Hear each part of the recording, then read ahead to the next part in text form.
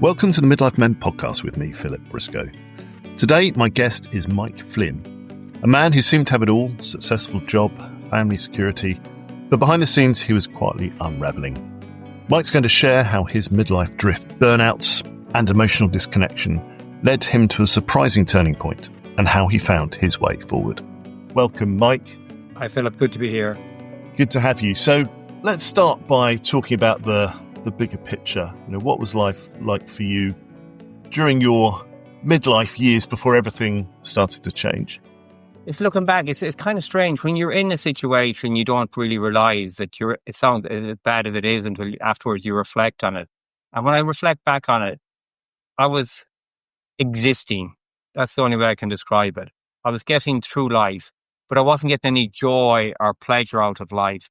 And as you said earlier on the surface, I had everything. I had the senior role, had my wife Diana, two boys, had the house, had the car. Everything on the outside looked perfect, but I just felt I wasn't content. Content isn't the right word. I just felt something was missing. I felt I should have been happier or felt better about it, but I didn't. And I went from, way I think I described before, is that I went from one responsibility to another, and it just kind of fed up. And it was like, never question, because you're so busy, you never have time to stop and question what it's all about. And I don't know if you've ever felt it, but when I'd have a 2-week holiday, you'd get a little flicker and you start thinking, this is nice, I like this, something needs to change. But then you got back to work and you got sucked back into the routine of life again. And it just took over. And that's the magic for me, right? You never had the space to really stop and think. What did that look like, on the inside for you in terms of your mental well-being? Well, I said to you, mental well-being is key for me, but it's like, and it kind of came to a head for me in midlife, but I have struggled, as I said to you before, with mental health from a young age.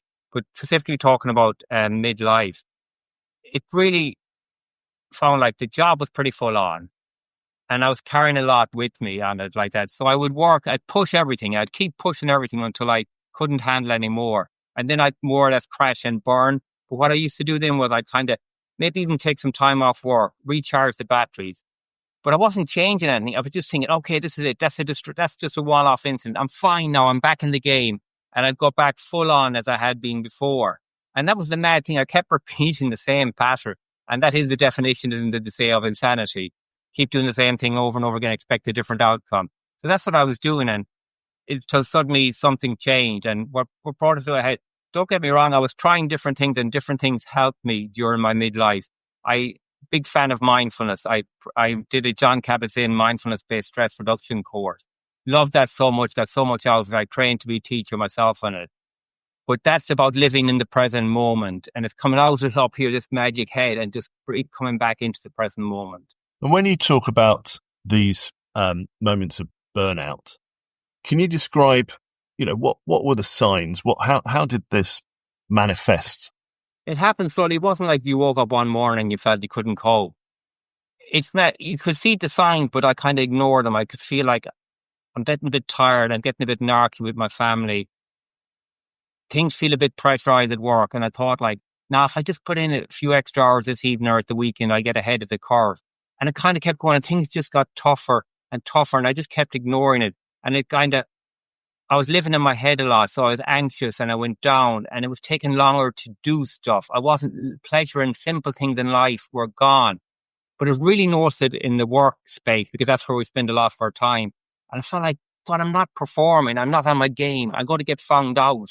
They'll find out I can't do the job. And you really kind of for me, it was losing my confidence and my belief in myself. It's a scary, horrible place to be when you're rocking up at work to a job you could do easy before, and you're questioning yourself and you're doubting yourself. So everything becomes a bigger deal. Was there any support, either at work, or did you, talk to anyone about how you felt? Yeah, I was because I struggled with mental health before. I talked to my wife Diana about it, but I realized, and for me as well, you need to talk to somebody else. It's not fair, because with depression, anxiety, and that it's a gift that keeps on giving. You don't just impact yourself, it impacts everybody close to you as well. Work was brilliant. They really, really supported me. They gave me the time off when I needed. They were very supportive, so I can't fault that at all. And because I had trained to be a mindfulness teacher. I was offering that at work. So it was interesting. I was the well-being champion. So it was actually worked out quite, it sounds mad, but it worked out quite well because I was pretty open about my struggles.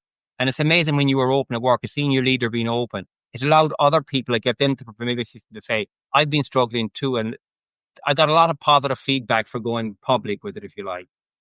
And then what happens at work then? So if this was an ongoing cycle of working really hard, thinking you're not on your working top of your game, burnout, how long did that go on for until something changed? I went through the cycle for quite a few years because I always felt it was something I was doing wrong, and I should be able to do the job, and I should be able to do the art. And again, I don't know what other people's experience are, but we give a lot to work. And when I reflect back on it, it's not just the hours that I was giving to it, it was the energy. So I didn't have energy for anything else. And to me, it's very much a balanced life. I don't believe in the work-life balance because work is part of life, an important part of life. But you need time for friends, for relaxation, for own time, for exercise. And it's just getting the balanced life. And that's different to everybody. For everybody, it's a different balance. But I kind of got caught up, and I know it's a classic term with the rat race. I got caught up in that, and I was working and living in London, and that even emphasized it even more. So I kept on going until, I guess, I said I was practicing the mindfulness. And as an aside, I was really interested in, because when I was a leader, the buzz I got was out of seeing people develop and grow in the job. So I was really interested in coaching. So I looked at exploring that because I had a coach myself at work, but I looked to explore to train it. And then I got made redundant in November 23. And classic Mike would have kind of panic spiral, thinking, you're getting on, man, how are you going to get another job? What's going to happen, etc. But I kind of, because over the build-up and the work I'd done on myself over the years, I was able to see it as an opportunity. So I embraced it. I went for it, and I trained to be a coach. And when you train to be a coach, you really get to know yourself as well. And I did. And I realized that I'm not living the life I want. That's what I don't know what I want. But the key thing was I didn't know what I wanted, because I thought I'd never stop long enough, and I never figured out what does Mike want. So I went through a process of exploring that myself. And a key for me was identifying my personal core values. And values mean different things to different people. But for me, it's like the attributes of the person I aspire to be. And it doesn't matter about the words. There's loads of words out there for values online. It doesn't matter what word you use. It's how you describe it to you. Because to me, that was the most powerful starting point, was identifying what's really important to me.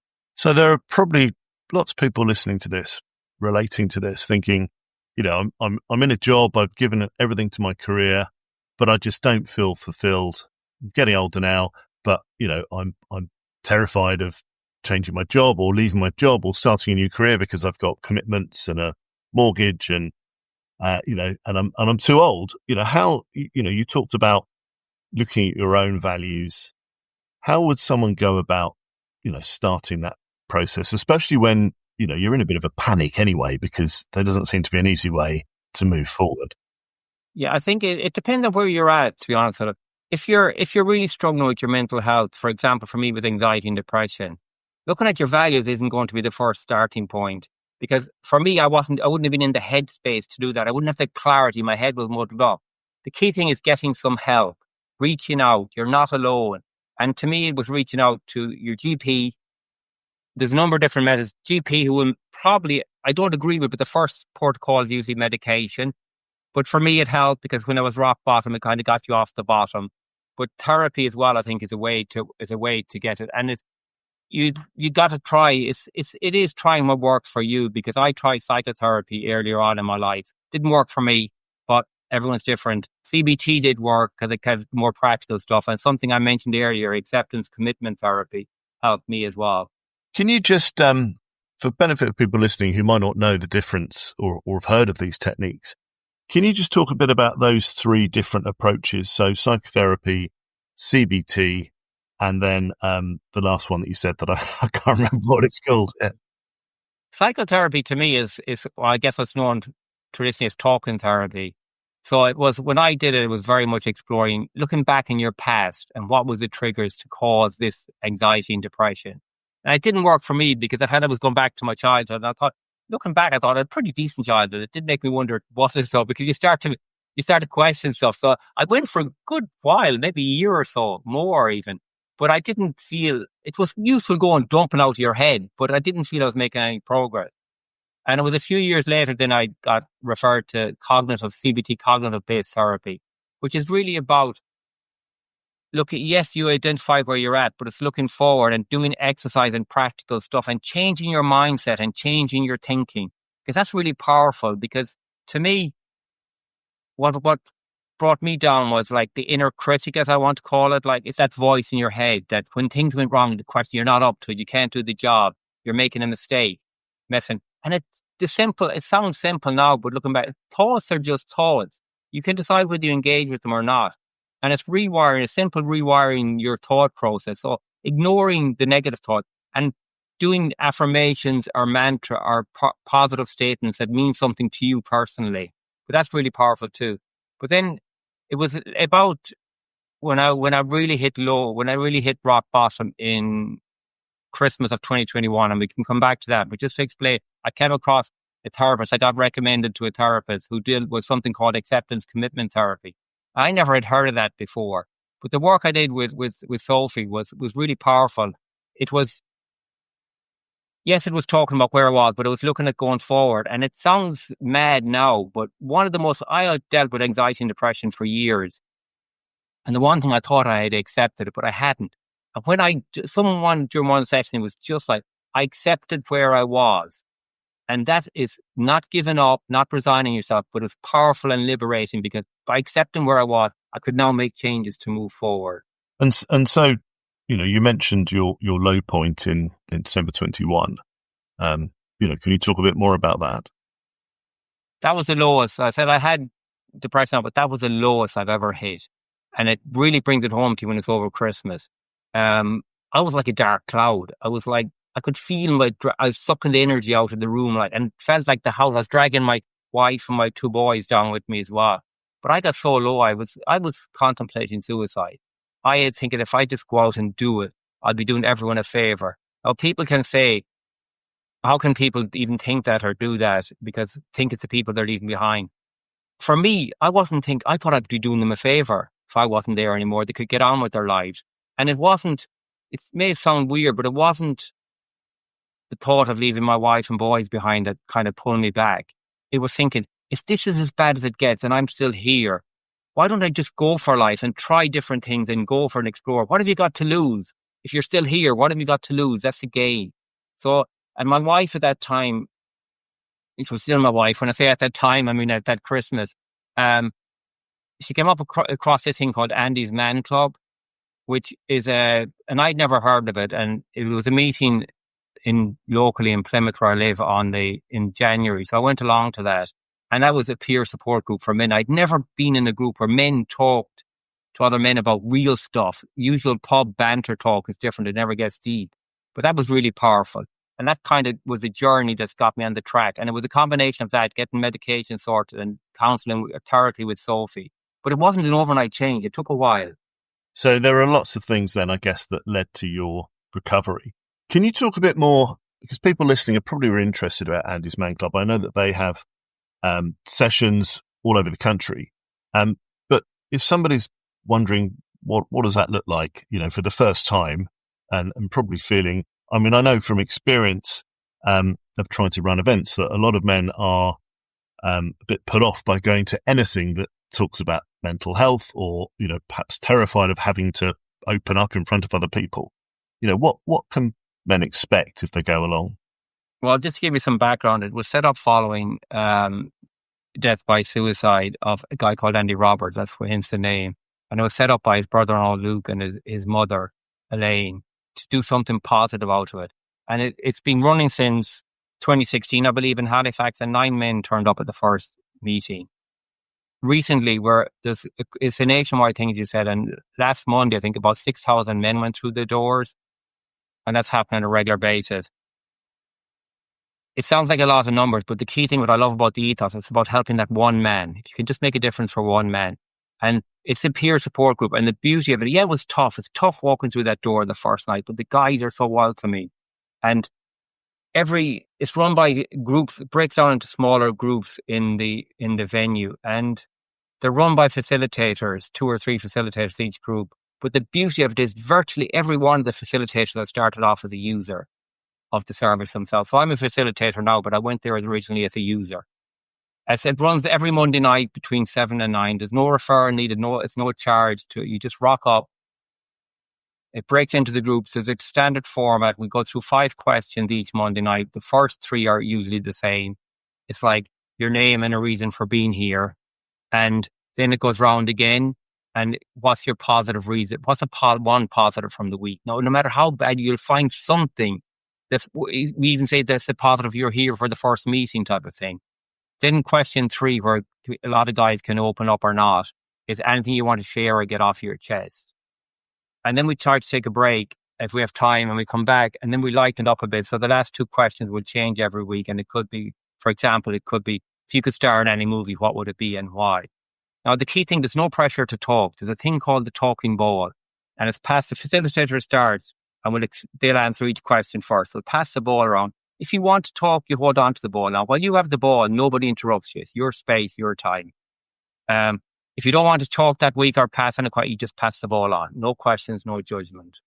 One thing we don't give advice. We share about what worked for me, because what worked for me may not work for you. But it's not giving advice or trying to fix other guys, because the key thing is this is the first time a lot of these guys have opened up, and giving them the space is the magic part to actually talk.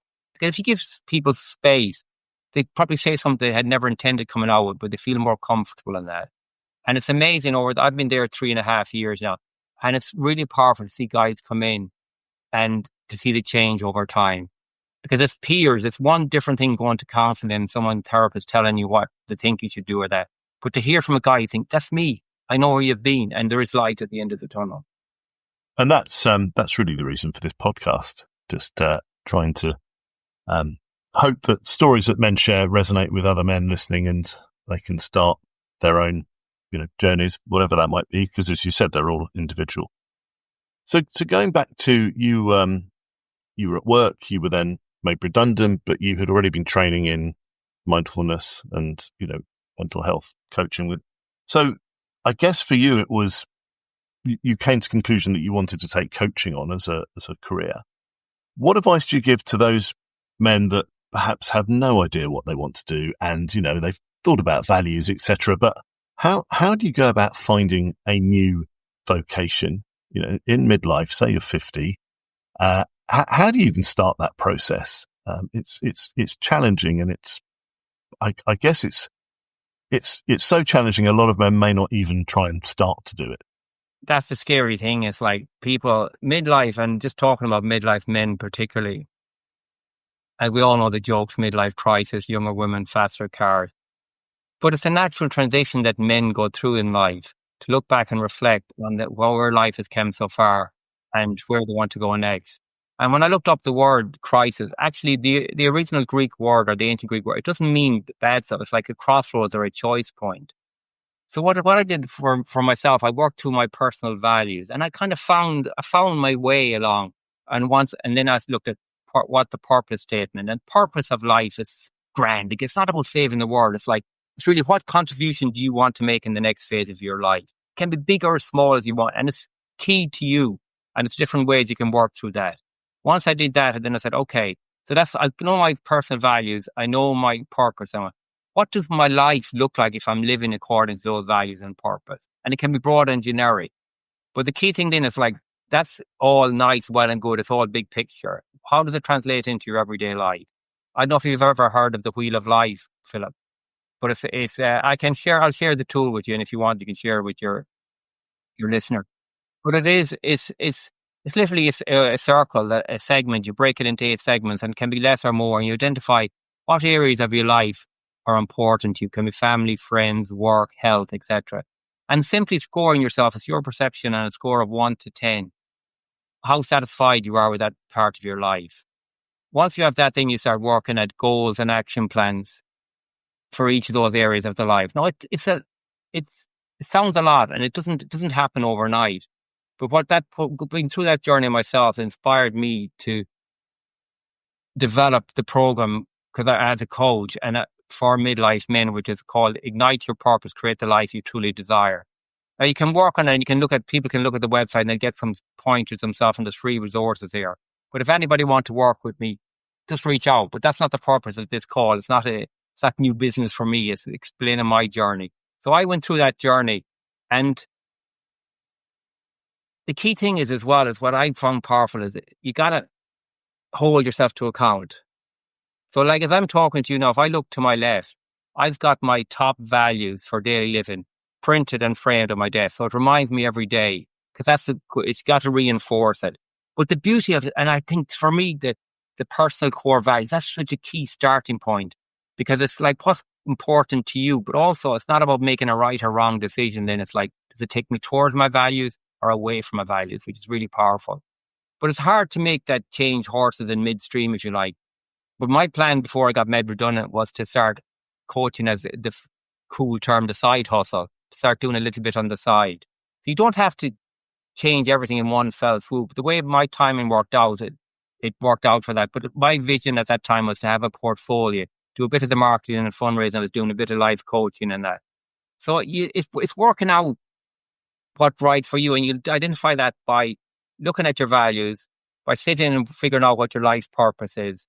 And it sounds grand, but it's not. It's just taking the time and creating that space for yourself to work through it.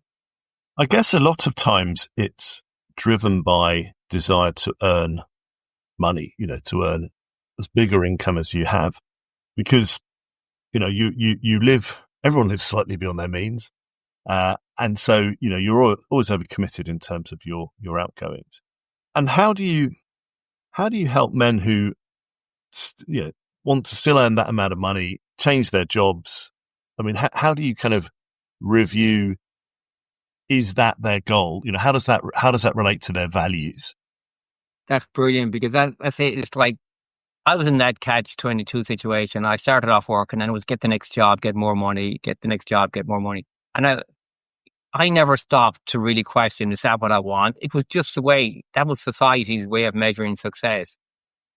And part of my work doing my values, it doesn't flow. It doesn't mean I wouldn't like a nice holiday or that, but it's not the be all and end all for me anymore. Because I've found the more money you earned, the more expensive restaurant you ate and the more expensive holidays you took.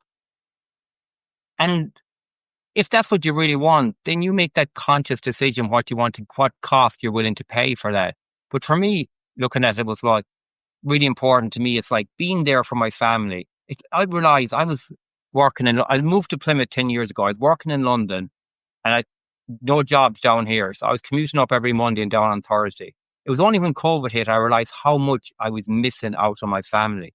It's a small daily thing. And I don't want to look back in years to come and think the boys didn't know me growing up and that.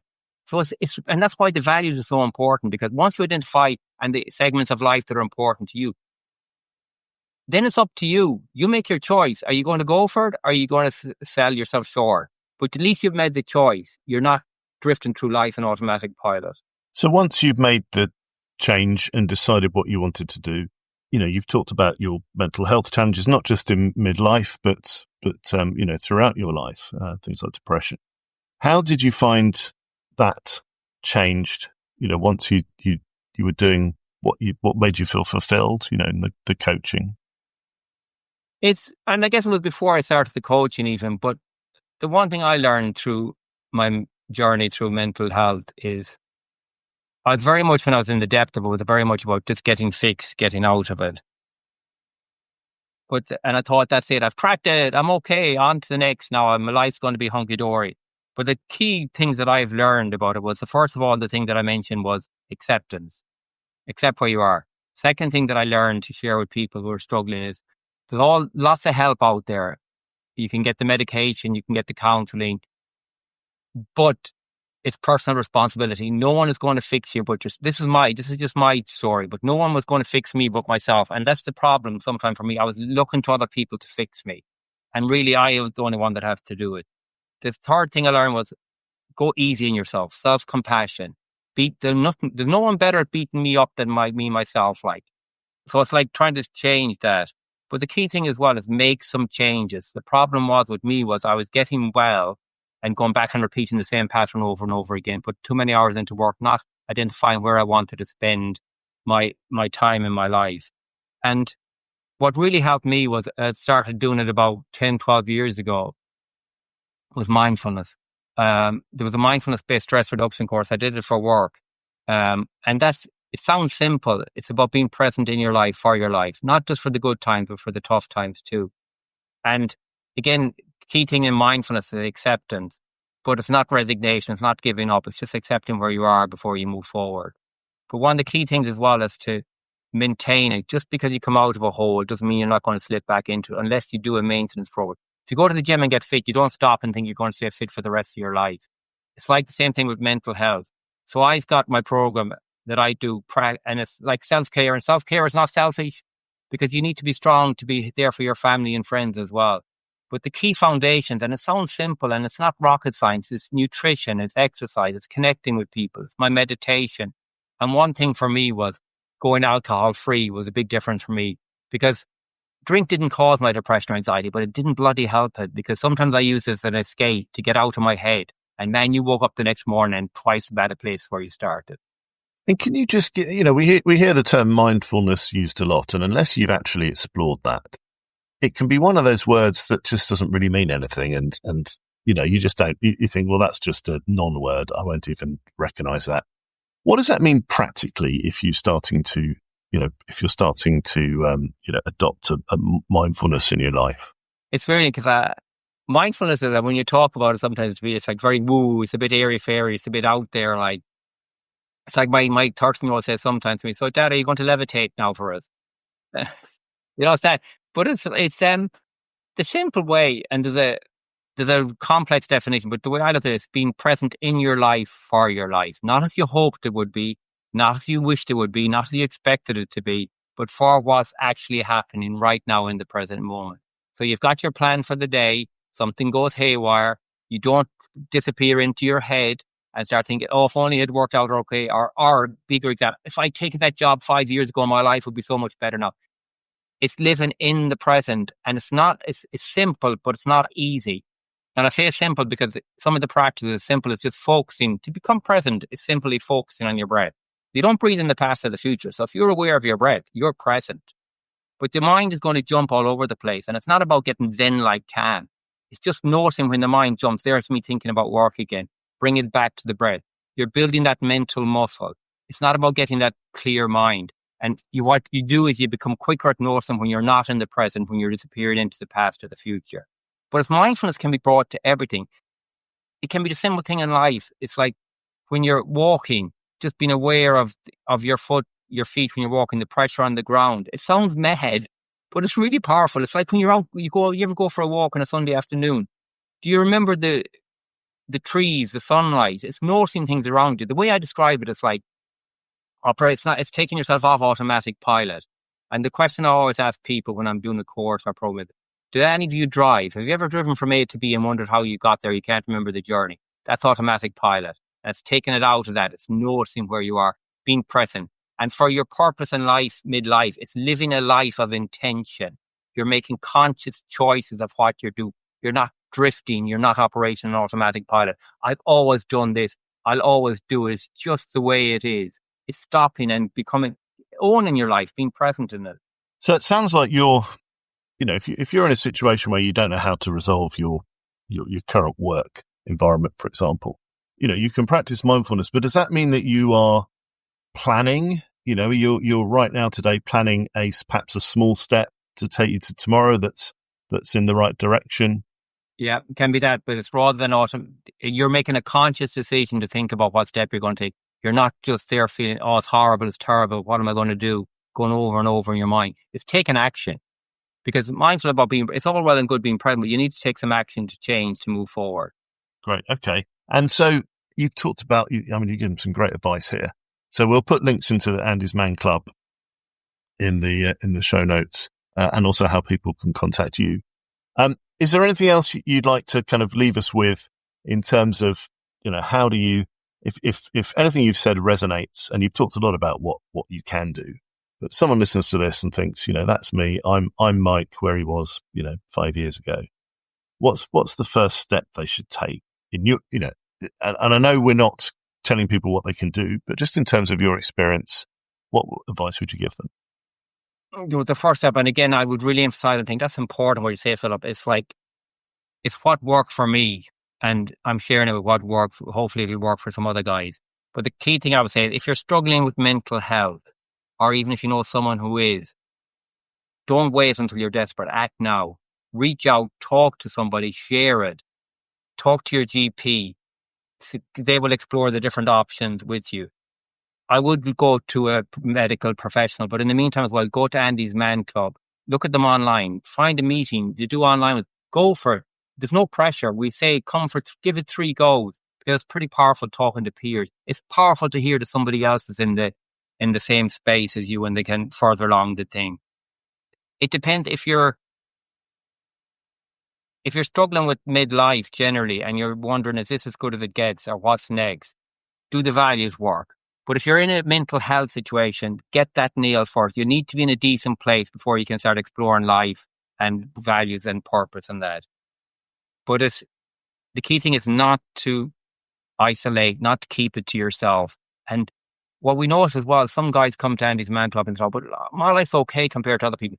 It's not about other people. It's how you are feeling. So do not belittle your problems. It's your problems, it's your challenges. But it's also, I would say to them, the really liberating, you have the answer within yourself. You just need help to get in touch with that. But you can fix yourself. No one else can and no one else may. Mike, thank you. On that note, I think I'll just thank you for joining us today. It's been a pleasure to talk to you. Thanks, Philip. Thank you for listening to the Midlife Men podcast with me, Philip Briscoe. If you want to find out more about Mike and how he works with men to ignite their purpose, visit his website, mikeflynn.coach. Mike talks a lot about Andy's Man Club in the UK. It's a free peer-to-peer support group across the nation and online, running every Monday evening. To find out more, visit andysmanclub.co.uk. To raise the profile of the podcast, it would really help if you could leave me a rating or review it. And please do promote it through your own networks. Finally, there's now a book called Men Speak Up, Journeys Through Mental Health. And it's based on some of the podcast stories and available to buy on Amazon and through other online retailers.